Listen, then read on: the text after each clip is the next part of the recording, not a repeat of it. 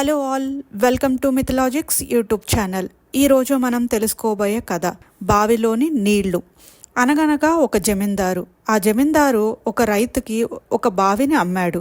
ఆ రైతు మర్నాడు బావిలో నుంచి నీళ్లు తీసుకోవడానికి వెళ్తే జమీందారు ఆపేశాడు. నీకు నేను బావి మాత్రమే అమ్మాను, అందులోని నీళ్లుని అమ్మలేదు, అవి నావి.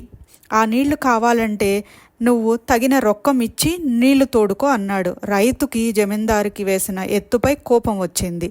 జమీందారుకి రైతుకి గొడవ స్టార్ట్ అయింది.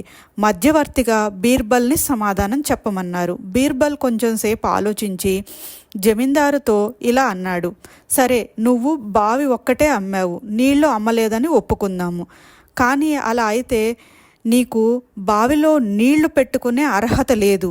నీ నీళ్ళన్నీ వెంటనే ఇక్కడి నుంచి మార్చేసుకో, లేదా రైతుకి నువ్వే బావిలో నీళ్లు పెట్టుకున్నందుకు అద్దె ఇవ్వాలి.